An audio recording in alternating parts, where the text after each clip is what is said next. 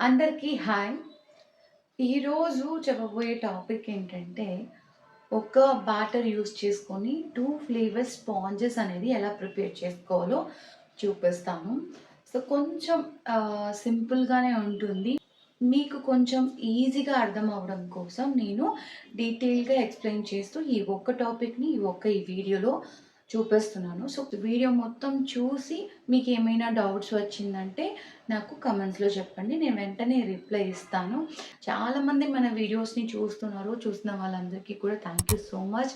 ముఖ్యంగా నా సబ్స్క్రైబర్స్‌కి మీరు లేకపోతే ఈరోజు ఈ వీడియో పెట్టాలన్న కోరిక గానీ, ఆ ఇంట్రెస్ట్ కానీ నాకు అస్సలు రాదండి. So, thank you so much to everyone.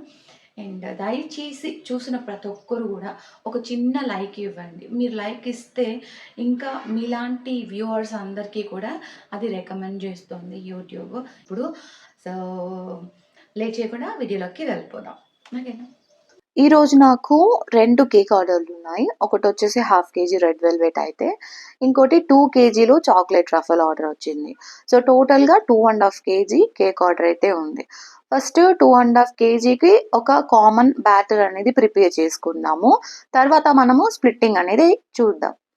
So, 2½ KG అంటే మనకి 2½ కప్స్ మైదా అనేది కావాలి. సో, 2½ కప్స్ మైదాని వీడియోలో చూపిస్తున్న విధంగా మెజర్ చేసుకోండి. సో, ఫ్లాట్‌గా మరి అదిమేయకుండా ఫ్లాట్‌గా కప్‌లో తీసుకొని మీరు వేసుకొని జల్లించుకోవాలి. 2 కప్స్‌కే మనకి సీవర్ నిండిపోతుంది కాబట్టి ఫస్ట్ ఫ్లోర్ అనేది జల్లించుకొని తర్వాత రిమైనింగ్ ఫ్లోర్ అనేది యాడ్ చేసుకుంటున్నాను. నెక్స్ట్ బేకింగ్ సోడా అనేది యాడ్ చేసుకుంటాము. హాఫ్ టీ స్పూన్‌తో 2 టైమ్స్ అండ్ హాఫ్ టీ స్పూన్‌లో సగం. సో, టోటల్‌గా మనం 1 and 1/4 tea spoon baking soda వేసుకుంటాము. బేకింగ్ పౌడర్ వచ్చేసి 2½ టీ స్పూన్ అనేది వేసుకుంటాం ఓవరాల్‌గా.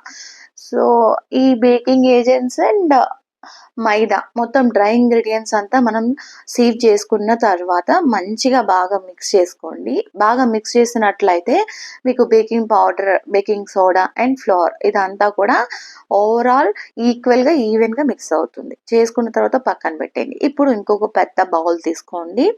ఇందులో మనము 8 ఎగ్స్ అనేటివి యూజ్ చేస్తున్నాము. సో, 8 ఎగ్స్ వచ్చేసి 1/1 నిదానంగా బ్రేక్ చేసుకోండి. ఎగ్ షెల్ అనేటివి బౌల్‌లో పడకుండా చూసుకోండి. ఒకవేళ పడితే అప్పుడే తీసేసేయండి. మళ్ళీ మీరు ప్రాసెస్ స్టార్ట్ చేసిన తర్వాత అది బ్యాటర్‌లోకి ఎళ్లి డిస్టర్బెన్స్ క్రియేట్ అవుతది కాబట్టి మనం ఒక్కొక్కటి జాగ్రత్తగా బ్రేక్ చేసుకొని వేసుకుందాం.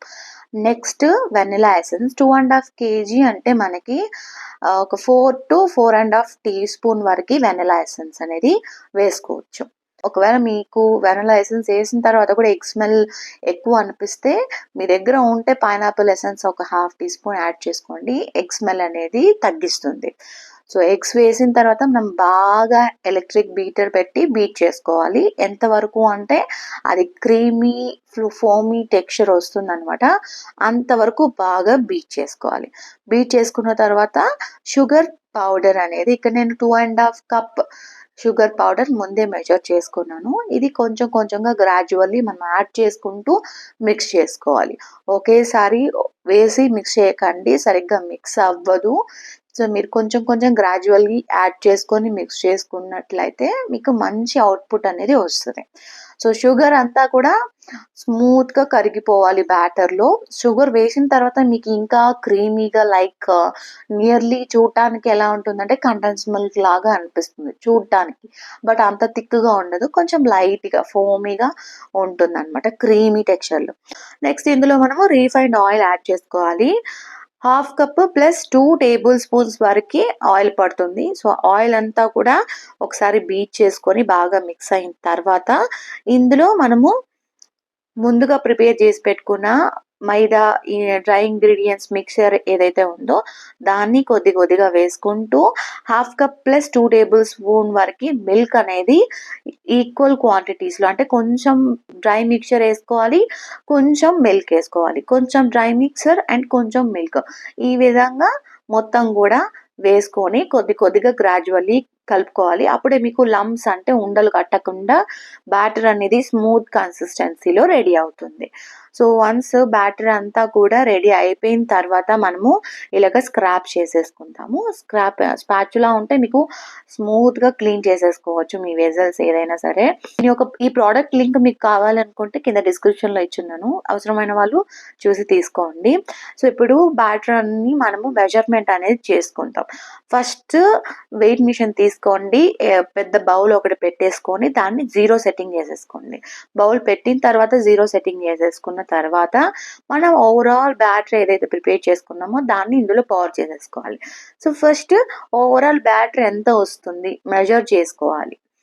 మనం ప్రిపేర్ చేసిన బ్యాటర్ వచ్చేసి జనరల్గా ప్రిపేర్ చేసాము, ఎలాంటి ఫ్లేవర్ ఇంకా ఇంక్లూడ్ చేయకుండా ప్లెయిన్ బ్యాటర్ అనేది ఎంత వెయిట్ ఉంది ఓవరాల్గా చూసుకుందాం ఫస్ట్. సో వచ్చిన వెయిట్ని మనము డివైడెడ్ బై 5 చేసుకుంటాం. ఎందుకు అంటే మనకి 500 గ్రామ్స్ రెడ్ వెల్వెట్ కావాలి కాబట్టి. సో 2.5 kgలో మనకి ఎన్ని 500 గ్రామ్స్ వస్తాయి? 5 వస్తాయి కాబట్టి డివైడెడ్ బై 5. ఇలా మనము 500 గ్రామ్స్కి వెయిట్ అనేది కనుక్కోవచ్చు. సో ఇప్పుడు మనకి నా వెయిట్ మిషన్లో కొంచెం ప్రాబ్లం ఉంది. ఇక్కడ 7 లా చూపించేది వచ్చి 1 అనమాట, 9 లా చూపించేది వచ్చేసి 4. సో కొంచెం కన్ఫ్యూజ్ అవ్వకండి. ఇది వెయిట్ ఎగ్జాక్ట్ ఎంత ఉండేది అనేది ఓవరాల్ వెయిట్ వేసిన తర్వాత ఒక 5 minutes వరకు నేను అలా ఉంచుతాను. అదేం చేంజ్ అవ్వకుండా ఉంటే ఆ రీడింగ్స్ తీసుకుంటాను. ఇప్పుడు ఇది వచ్చేసి 1.473 గ్రామ్స్ ఉంది ఓవరాల్ వెయిట్. దీన్ని డివైడెడ్ బై 5 చేసుకుంటే మనకి 290 గ్రామ్స్ వరకు అప్రాక్సిమేట్లీ వస్తుంది అనమాట. సో మీకు కూడా బ్యాటర్ ప్రిపేర్ చేసుకున్న తర్వాత మీ వెయిట్ మిషన్లో చూసుకొని డివైడెడ్ బై 5 అనేది చేసుకోండి. ఇప్పుడు మనం 1/2 kg స్పాంజ్ కోసం ఎంత డివైడ్ చేసుకొని వచ్చిన వాల్యూ ఎంత వచ్చింది? 290 సంథింగ్ వచ్చింది కాబట్టి సో మనం ఆ రేంజ్లో బ్యాటర్ అనేది సెపరేట్ చేసుకుంటాము. సో మిగిలిన బ్యాటర్ అదంతా రిమైనింగ్ బ్యాటర్ వచ్చేసి 2 kg చాక్లెట్ ట్రఫిల్కి యూజ్ చేస్తాను. జనరల్గా నాకు ఇలాగ 1/2 kg 1 kg సెపరేట్ చేసే పని ఏదైనా పడితే కనుక నేను ఇలా వెయిన్ మిషన్ అంతా యూజ్ చేయను. డైరెక్ట్గా నేను 6 inch కేక్ టిన్లో హాఫ్ ఆఫ్ ద క్వాంటిటీ పోసానంటే అది 1/2 kg జనరల్గా మనం పోస్తుంటాం. ఎంతవరకు వస్తుందో మనకు తెలిసి ఐడియా ఉంది కాబట్టి నేను డైరెక్ట్గా వేసేస్తుంటాను. మీకు అర్థం అవ్వడం కోసం ఇలా చూపిస్తున్నాను. ఒకవేళ మీకు ఎక్స్పీరియన్స్ ఉన్నట్లయితే మీరు 6 inch టిన్లో హాఫ్ ఆఫ్ క్వాంటిటీ తీసేసుకోండి. ఆ టిన్కి సగం వస్తే సరిపోతుంది, అది 1/2 kg అయినట్లు. అదే 8 inch టిన్లో సగం వేస్తే మీకు 1 kg అయినట్లు. సో ఈ విధంగా 1/2 kg 1 kg ఈజీగా ఎగ్ బేస్డ్ కేక్స్కి అయితే సెపరేట్ చేసేసచ్చు. ఇట్లా కూడా చేయొచ్చు, బట్ నాకు ఎక్స్పీరియన్స్ ఉంది కాబట్టి ఎగ్జాక్ట్గా ఎంత ఉండొచ్చు అన్న ఐడియాతో నేను చేస్తుంటాను. మీకు కొంచెం డౌట్ఫుల్ అనిపిస్తే ఈ విధంగా వెయిట్ మిషన్లో మెజర్ చేసుకొని మీ బ్యాటర్ అనేది చేసుకోండి. ఇప్పుడు 500 గ్రామ్స్ స్పాంజ్ కేక్కి సెపరేట్ చేసి పెట్టుకున్నాం కదా. రెడ్ వెల్వెట్లో మనము ఏమేమి ఇంగ్రీడియంట్స్ వేయలేదో యాడ్ చేయలేదో అవి ఇప్పుడు యాడ్ చేసుకొని మిక్స్ చేసుకుంటాము. First 1/4 teaspoon cocoa powder and 2 tablespoon curd, ఇంకా few drops of red food colour అంతా వేసుకొని బాగా మిక్స్ చేసుకున్నట్లయితే మనకి రెడ్ వెల్వెట్ బ్యాటర్ అనేది రెడీ అయిపోతుంది. నెక్స్ట్ రిమైనింగ్ బ్యాటర్లో మనము చాక్లెట్ ట్రఫల్లో కోకో పౌడర్ యాడ్ చేయలేదు కాబట్టి per kg 2 tablespoons అయితే మనకి 2 kgకి 4 tablespoons కోకో పౌడర్ అనేది యాడ్ చేసుకోవాలి. ఈ Dutch processed cocoa powder use చేయడం వల్ల నా చాక్లెట్ కేక్స్ అన్ని కూడా ప్రీమియంగా ఉంటాయి. ఇది నేను ఒక హోల్సేలర్ దగ్గర కొంటున్నాను. దీని పేరు వచ్చేసి మలేషియన్ కోకో పౌడర్ అనమాట. మీకు కూడా ఆ ప్రోడక్ట్ డీటెయిల్స్ కావాలి అనుకుంటే పైన ఈ వీడియో మెన్షన్ చేస్తున్నాను, ఇందులో ఉన్నాయి. ఆ హోల్సేలర్ షాప్ డీటెయిల్స్ అంతా కూడా ఇచ్చున్నాను. కావాల్సిన వాళ్ళు వాళ్ళ దగ్గర మీరు కూడా ఆర్డర్ చేసుకోవచ్చు. చాక్లెట్ బ్యాటర్ కూడా రెడీ అయిపోయింది. ఇప్పుడు చాక్లెట్ బ్యాటర్ని పక్కన పెట్టేసుకుందాము. ఫస్ట్ ప్రిపేర్ చేసుకున్న రెడ్ వెల్వెట్ బ్యాటర్ని మనము 6.5 inch కేక్ టిన్లో నేను బేక్ చేసుకుంటున్నాను.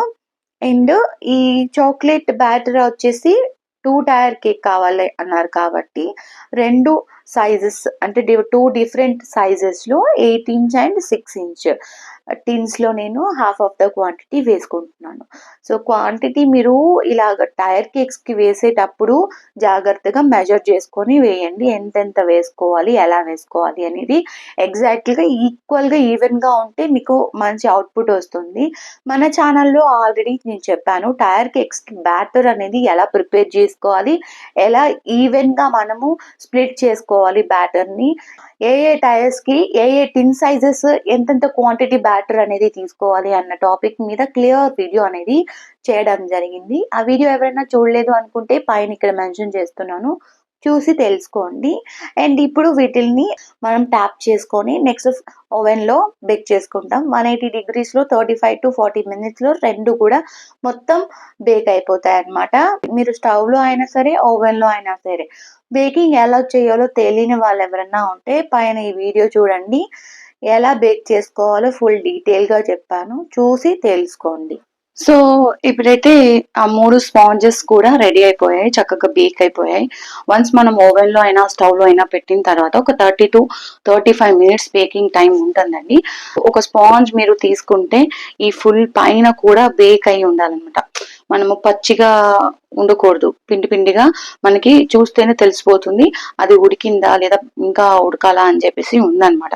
ఒకవేళ మీకు తెలియలేదు అనుకుంటే టూత్ పిక్ ఒక 35 minutes తర్వాత టూత్ పిక్ పెట్టి మీరు ఇన్సర్ట్ చేసి తీయండి.